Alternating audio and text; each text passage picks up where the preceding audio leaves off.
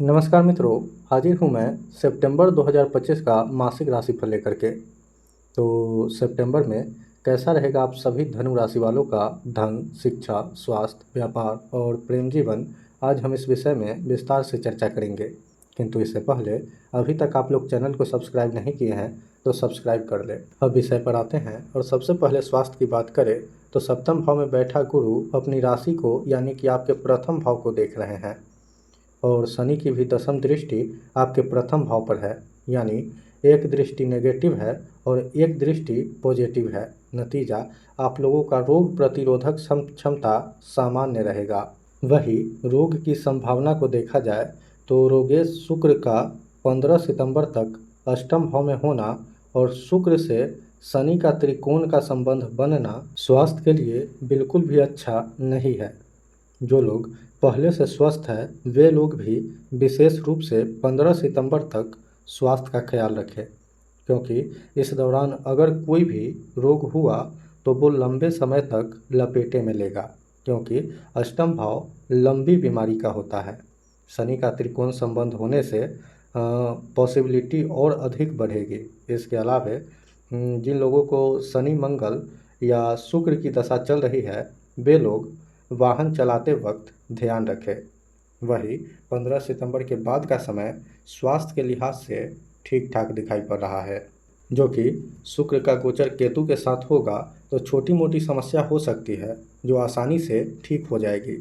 अब शिक्षा की बात करी जाए तो पंचम भाव शिक्षा का होता है और इस भाव का स्वामी दसम भाव में करियर के भाव में 13 सितंबर तक स्थित है।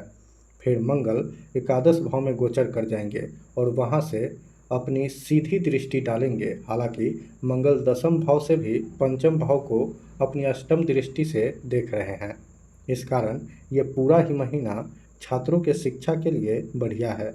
इस दौरान छात्र अपने करियर को लेकर जागरूक रहेंगे और करियर ही छात्रों का मोटिवेशन रहेगा।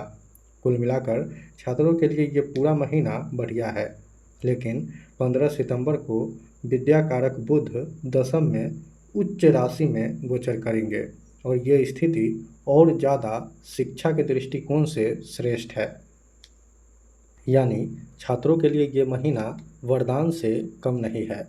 अब आर्थिक स्थिति की बात करी जाए तो धनेश शनि सुख भाव में वक्री है, यानी पावरफुल स्थिति में है और लाभेश शुक्र अष्टम भाव में स्थित है और धनेश शनि से त्रिकोण का संबंध बना रहे हैं।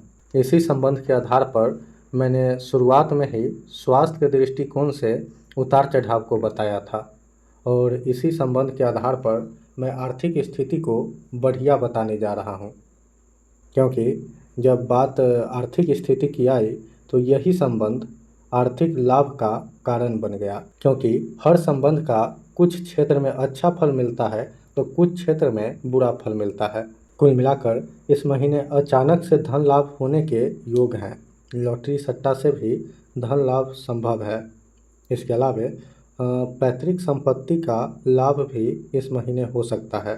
फिर 15 सितंबर को सूर्य आपके नवम भाव में गोचर कर जाएंगे, जो कि नवम भाव शुभ स्थान है, तो आमदनी होती रहेगी, लेकिन साथ में केतु के होने से आमदनी में थोड़ा बहुत कमी भी देखने को मिलेगा। हालांकि धन लाभ होता रहेगा। अब कार्य क्षेत्र की बात करी जाए तो दसम भाव में योग कारक मंगल और चतुर्थ भाव में धनेश और कर्म कारक शनि व्यवसाय के भाव में यानी कि सप्तम भाव में देवगुरु बृहस्पति स्थित है। ये स्थिति व्यवसाय कर रहे लोगों के लिए बहुत बढ़िया है। हालांकि मंगल अग्रेशन का कारक ग्रह है, यानी गुस्से का कारक ग्रह है और आपके कर्म भाव में 13 सितंबर तक हैं, तो अपने कार्य स्थल पर गुस्सा को कंट्रोल में रखें। अब नौकरी पेशा से जुड़े लोगों की बात करी जाए तो केवल अगर नौकरी की बात करी जाए तो नौकरी के लिहाज से ये महीना बढ़िया है। हालांकि मंगल और शनि का दृष्टि संबंध बन रहा है, तो इस स्थिति के कारण आपके कार्यस्थल पर षड्यंत्र भी आपके खिलाफ किया जा सकता है। इसके अलावा किसी से विवाद होने का भी संभावना है, तो अपने गुस्सा पर संयम रखें। हालांकि इस सब के कारण आपके नौकरी पर कोई आँच नहीं आएगी। अब प्रेम जीवन की बात करी जाए तो महीने का शुरुआती 2 हफ्ता प्रेम जीवन के लिए बहुत ज़्यादा ही उतार चढ़ाव को दर्शा रहा है। फिर 15 सितंबर को मंगल एकादश भाव में गोचर कर जाएंगे और शुक्र आपके नवम भाव में केतु के साथ गोचर करेंगे। दोनों स्थिति को देखने के बाद ये पता चलता है कि इस दौरान प्रेम जीवन में कुछ राहत आएगा, लेकिन फिर भी साथी से दूर जाने की संभावना इस महीने बनेगी। यानी लॉन्ग डिस्टेंस रिलेशनशिप में रह रहे लोगों के लिए महीने का उत्तरार्ध ठीक ठाक दिखाई पड़ रहा है। अब वैवाहिक जीवन की बात करी जाए तो वैवाहिक जीवन इस महीने बढ़िया रहेगा। हालांकि 7 से 15 सितंबर तक साथी से किसी कारण से दूर जाने का योग बनेगा। वही 15 सितंबर के बाद का समय बहुत बढ़िया है। अब उपाय की बात करी जाए तो आपका भाग्य भाव का स्वामी सूर्य है और सूर्य की स्थिति इस महीने बहुत बढ़िया नहीं दिखाई पड़ रहा है। हालांकि भले ही सूर्य स्वराशि के हैं, लेकिन फिर भी केतु के साथ होने से सूर्य की स्थिति बहुत अच्छा नहीं कहा जा सकता है।